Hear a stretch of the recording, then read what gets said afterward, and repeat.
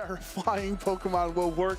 You think they'll get jealous if one terrestrializes and the other ones have to eat the earthquakes? Yeah, I think if Magmar is looking at Sneasler up there in the air going, why do I have to take the earthquake? That's going to be rough. All right, well, it's time for game one of round 6. Alberto, Lara, and Andrew, Nowak. Metagross, Sneasler on Drew's side, and Alberto having Alolan Ninetales and Corviknight. An interesting preview there as we see what Alberto's 4 Pokemon are. No Garchomp here, doesn't want to fight with it. Instead, the emphasis seems to be all about the Corviknight. It's supported by the Ninetales right now, but the Ninetales itself in a pretty poor position. Has to worry about a Bullet Punch or just a Dire Claw coming in from Sneasler on the other side. Corviknight, though, not really too threatened here. Can't take close combats forever, but it's pretty safe to start setting up here, and the more boosts it gets, the safer it is in this position. So another situation where if Ninetales is able to draw some attention away, maybe force a Dire Claw that direction or a Bullet Punch that direction, that's just opening up time for Corviknight to try to establish itself in this matchup.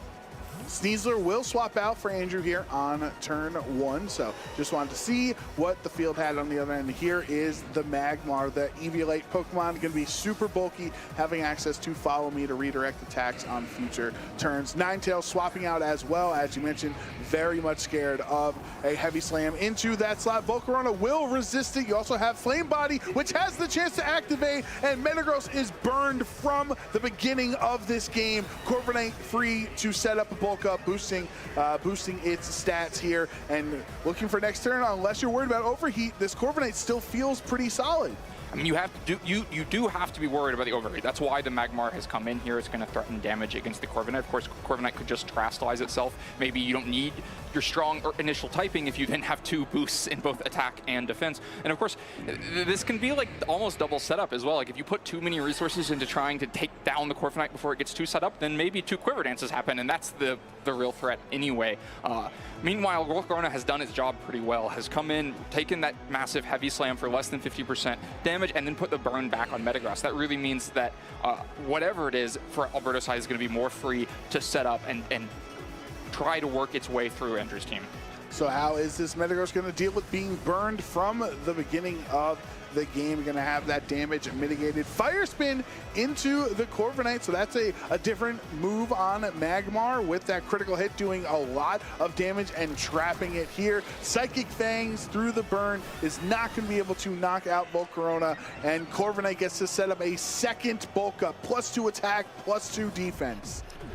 So Corviknight doesn't Terastallize, stays on the field as a Steel type. It doesn't take an overheat for it. Instead, just takes a Fire Spin that locks Corviknight on the field. Now, you have to imagine Corviknight wasn't super eager to leave the field anyway, because it now has the boost. But other than being locked on the field, the Fire Spin is also providing valuable damage over time. It means that Corviknight definitely can't take an overheat without Terastallizing now, and even if it does Terastallize, takes a chunk from an overheat, isn't looking invulnerable from whatever damage Andrew has in the back. Probably about time where Alberto's going to need to put the foot on the gas a little bit, start using those boosts to deal some damage. Otherwise, he's going to get traded away too easily.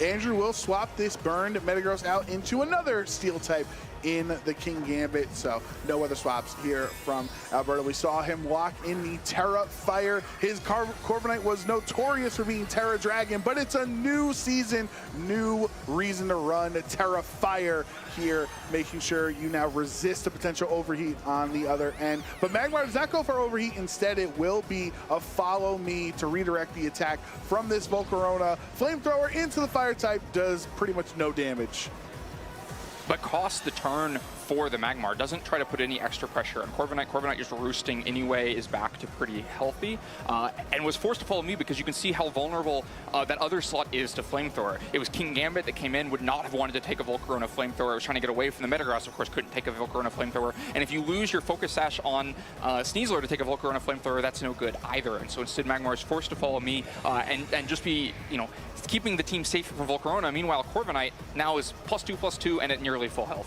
And there might be another reason to activate the Terra Flying here, not for the ground type that could be in the back, but for the body press that Alberto has on Corviknight. You'd be a flying type, going from 4 times weak to the body press to then resisting it for the King Gambit.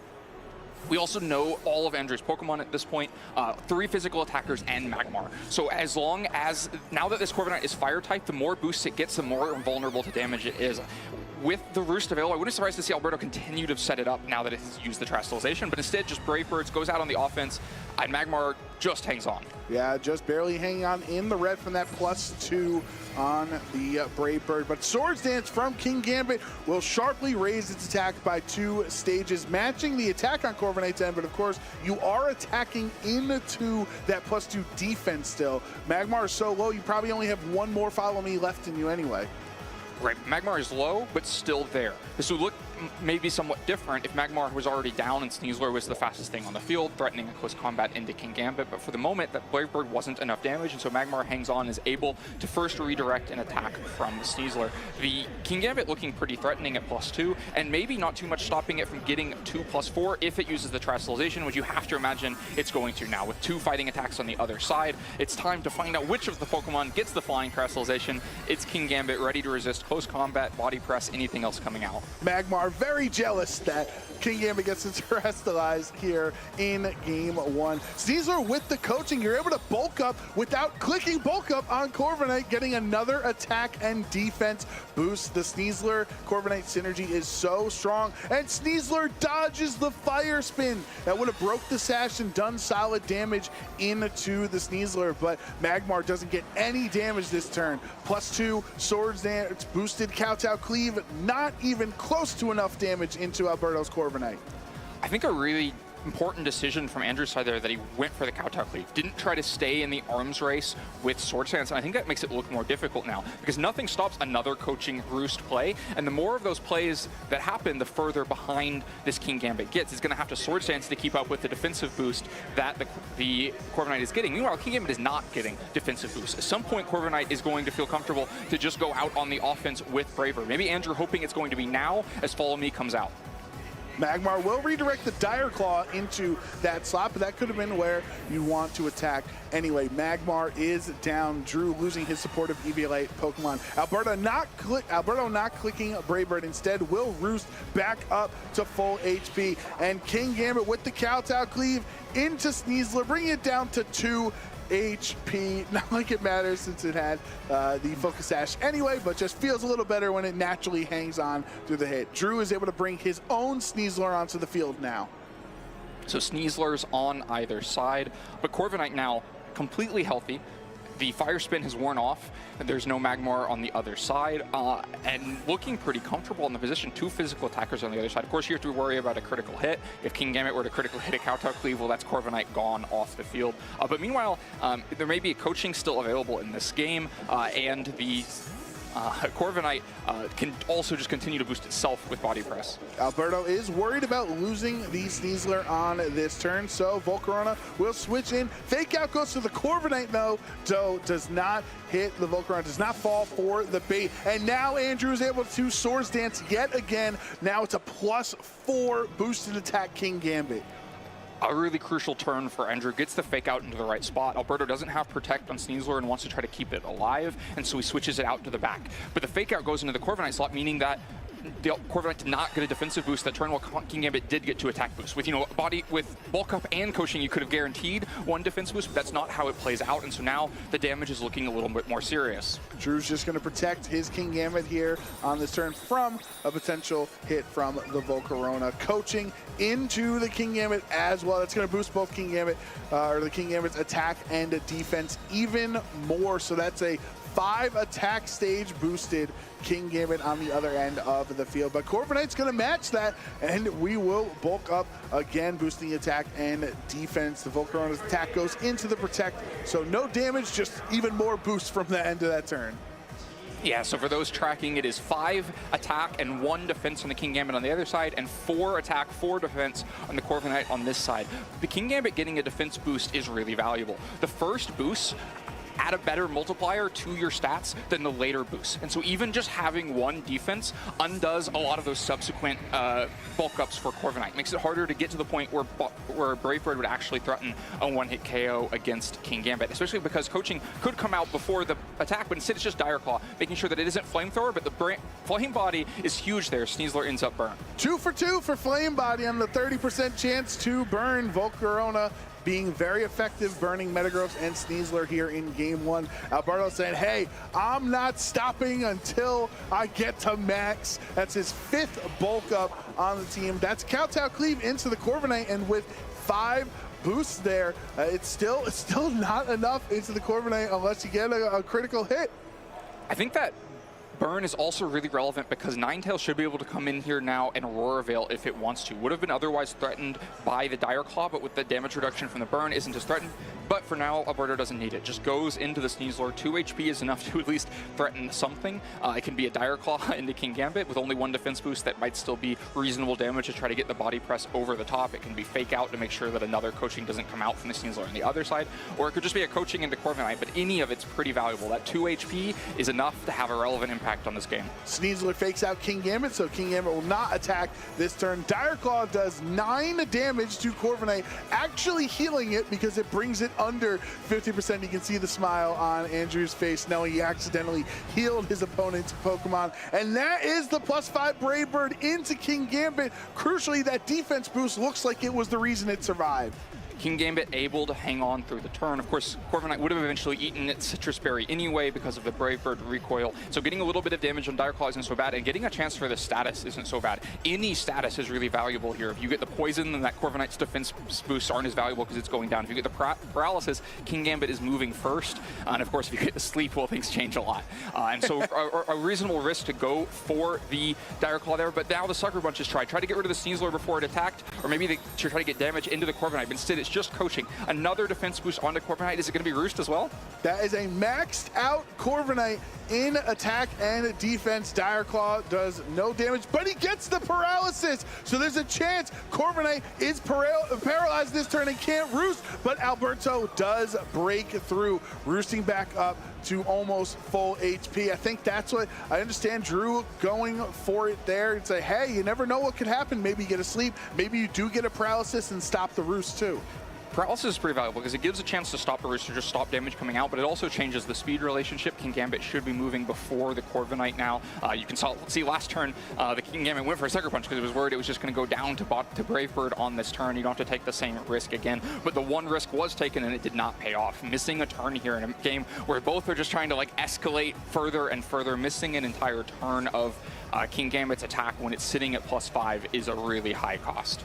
Now he's in such a difficult spot as, yes, now King Gambit will be faster than Corviknight because of the paralysis, but its HP is so low that the rest of the team can do a lot. Sucker Punch into Sneasler, knocking out Alberto's Pokemon. So if Alberto is paralyzed this turn, he's not going to have any damage on the field. Drew will click Dire Claw into the Corviknight, hoping for a critical hit, but does not get it. And he does get the paralysis! So Andrew's able to KO the Sneasler and take no damage on his +5 King Gambit. Dire Claw being so helpful here in a long, protracted game. Andrew had multiple attempts to Dire Claw and try to get the status, and then would have had multiple attempts to get a really pivotal, fully paralysis. Eventually one lands, but Ninetales still comes in a strong position here. Probably cannot take a Sucker Punch and a Dire Claw. Might not even be able to just take a Sucker Punch. It's going to be so much damage. But you have to worry if you go for Sucker Punch, it can just be Aurora Veil. Sucker Punch failed again as Dire Claw goes into Ninetales. But it gets the sleep here on this turn. So Dire Claw proving crucial the 2 times in a row, the 2 status conditions it has given Drew, and he gets another paralysis. Sneasler, this is why it's the #1 usage Pokemon in Louisville. Crucial paralysis and crucial sleeps when Andrew needs it. I'm not sure this is why it's the #1 in usage, but it's definitely helping Andrew here. Really changing the outlook of this game. Ninetales was going to be there to be set to Aurora Veil, instead just sleeping through a couple turns in a row. Dire Claw, we saw it didn't even do 50% last time to the Ninetales, so you know it's not going to be enough. And the Kowtow Cleave goes into the Corviknight. No paralysis finally means Brave Bird is able to KO the King Gambit, and that +5 Pokemon is knocked out. Only one of the massively boosted Pokemon remained on the field, and is still relatively healthy. It's going to take a lot of attacks or a crit for this burnt Sneasler and burnt Metagross to ever deal with Corviknight. Corviknight has had to use a lot of Roost, but hasn't had to use all the Roost. Still has plenty of chances to heal here. Without a lot of bad luck in Andrew's favor, eventually this Corviknight should just win this game. And look how low HP Metagross is. Maybe there's a world if Metagross was full HP and you could survive a couple more turns, but as you mentioned, Alberto still has 4 roosts remaining on this Corviknight, so as long as it can break through the paralysis and heal itself up, it should be more than enough to handle this. But the Bullet Punch from the burned Metagross into Ninetales will knock it out. Alberto down to just the Corviknight remaining, but that's really the one Pokemon that he needs left in this matchup. Close combat from Sneasler into the Corviknight. Oh, I've never seen a close combat do such little damage before as he gets the defense drops on it and Body Press takes out the Metagross. Yeah, not spending the time to roost. You know the incoming damage is so little that the only way to lose this game is to take a critical hit, so give Andrew as few chances for that as possible. Just go out and get the KOs. Now you're one Brave Bird from winning. You just have to not get fully paralyzed once. You saw how little those close combats were doing. Close combat ran out of PP before it ever got close to killing this Corviknight. Yeah, that's going to be it for this Sneasler. And slow and steady wins the race, and that is Alberto's fashion with this team. Boosting up his Corviknight to max attack, max defense, secures the victory in game 1. That was an intense game. Yes. That was the... You're risking sleep, you're risking parry, you're risking crits also. I've seen the coaching wars. I haven't seen the coaching wars where the Pokemon being coached are both also setting themselves up with Bulk Up and Sword Stance. Just so many boosts coming out, but ultimately the Corviknight was just in a better position for 2 reasons. One, they got the boosts earlier on.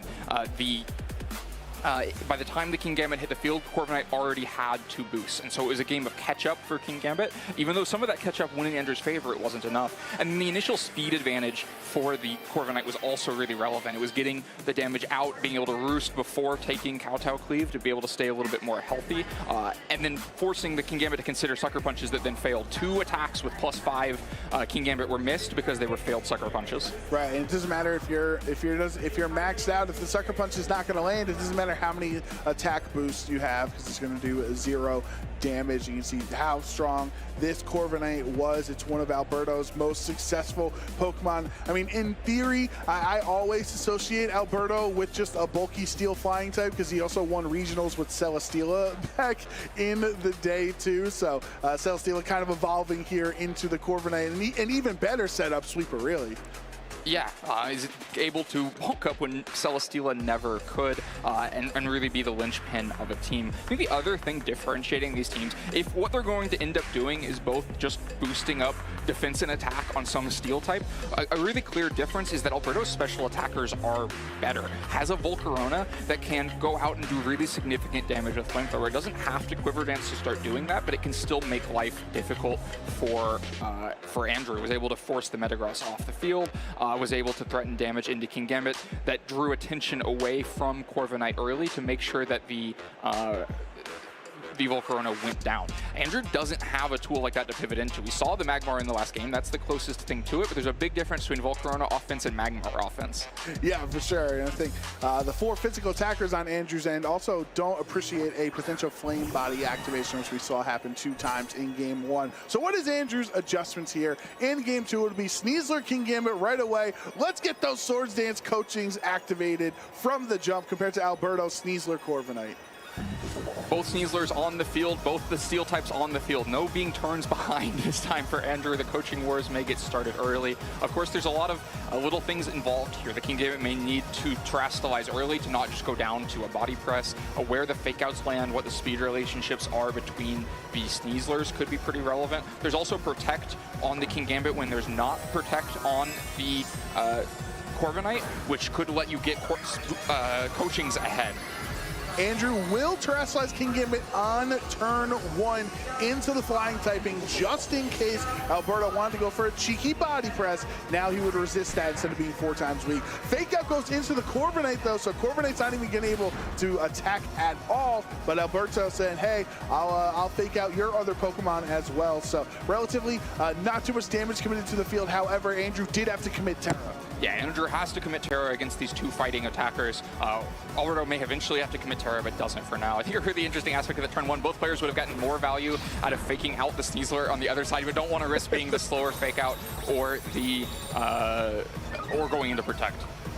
Coaching from Andrew will boost the attack and defense onto the King Gambit. The Dire Claw didn't do too much damage either to it, and Corviknight is he's gonna coach himself up, give himself the power from the bulk up, boosting attack and defense. But with a Swords Dance, you're able to essentially gain 3 attack boosts on 1 turn with this King Gambit.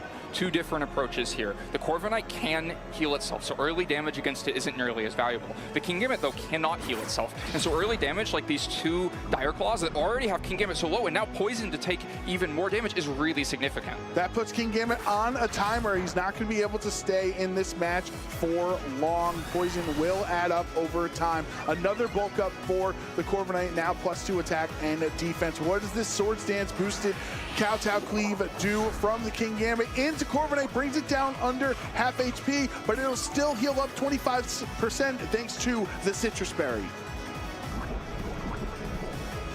The initial defenses of these 2 Pokemon are so different. Corviknight is so physically defensive that even that giant boosted Kowtow Cleave just barely does more than 50%, whereas King Gambit is initially vulnerable enough. Those Dire Claws did really significant damage and have already forced this King Gambit into a Sucker Punch state of mind, and a Sucker Punch that once again failed as coaching goes into Corviknight. And your Sucker Punch, it's not going to hit anything if Alberto just clicks 2 non-attacking moves with Roost and coaching. The close combat from Sneasler hardly does any damage. Is going to lower his defenses. Corviknight roosting off all of this damage back up to full HP, so he's +3 on that attack and defense stat. And the King Gambit is down to his last turn on the field. It would have been almost better to not Sucker Punch that last turn and just try to get a little bit of Kowtow Cleave damage. Yeah, because you end up in a mind game this turn. The Corviknight and Sneasler could just get 2 more boosts onto Corviknight and let the King Gambit go down to poison damage without worrying too much about what the Kowtow Cleave would be, because at that point it would be in against a +4 defense Corviknight. The difference really is this healing. I think Andrew's game plan of kind of opting into the coaching wars when one side had healing and the other didn't is backfiring a lot. The Sneasler put pretty reasonable damage into Corviknight with close combat. The Kowtow Cleave was a lot of damage, but instead the Corviknight is still sitting there at 100% health because of Citrus Berry and Roost. Metagross swaps into the Sneasler slot on Andrews end. Sucker Punch yet again failing, so 2 turns in a row. Even with the +3 attack, King Gambit, he's not getting any damage. The coaching will go into the Corviknight, boosting his attack and defense. And again, not the bulk up there. Instead, just going for the Brave Bird. That's a resistant attack, and it does about 40% to a very bulky Pokemon in Metagross. King Gambit does knock itself out due to the poison. You can see how many boosts have accumulated that Brave Bird could do that much. And Alberto comes out of that initial Sneasler plus Steel war looking so far ahead as his Pokemon is still on the field, not status, fully healthy with all those boosts. Yes, Magmar is out here ready to use a fire move, but this Terastallization of it is available. Corviknight can just go fire type. And if that had to happen really early, then maybe Metagross's offense now into not a steel type could go for Heavy Slam, go for Psychic Fangs into the fire type. Corviknight would be more valuable, but so many defense boosts have come into Corviknight in the meantime. Sneasler can get another defense boost in before Metagross can land an attack into Corviknight. And it just starts looking very difficult to see how Metagross could do enough damage, and Magmar is just 1 Brave Bird away, right? You can go fire type and then just Brave Bird this Magmar off the field and create a 4-2, maybe 4-3 if the Sneasler goes down, but create a lead for Alberto. Alberto taking a long time to decide what to lock in for this crucial turn in Game 2. Finally deciding to Terastallize Corviknight yet again for a 2nd game in a row.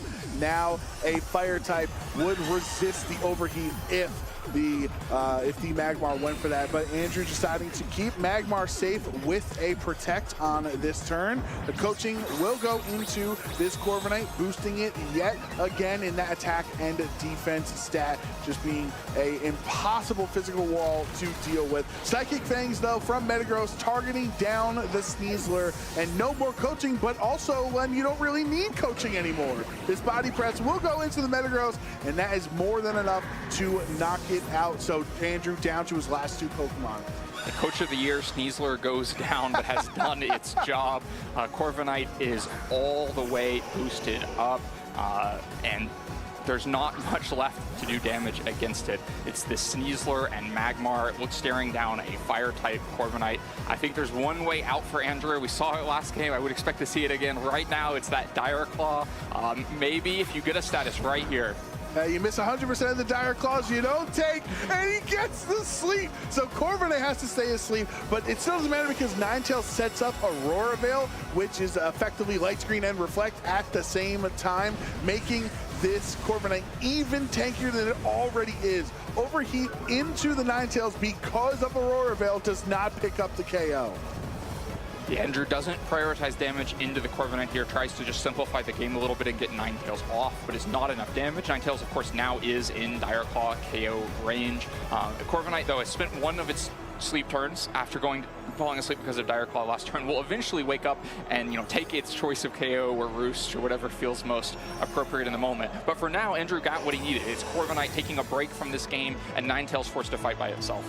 Just taking a quick Gatorade break for the Corviknight on the field last turn. The Dire Claw goes into Ninetales Protect, so doesn't do any damage, and Fire Spin from Magmar into Corviknight. I'm not even sure if the health bar even moved because of how little damage this Terrifier Corviknight took. It will use that second turn of sleep, though.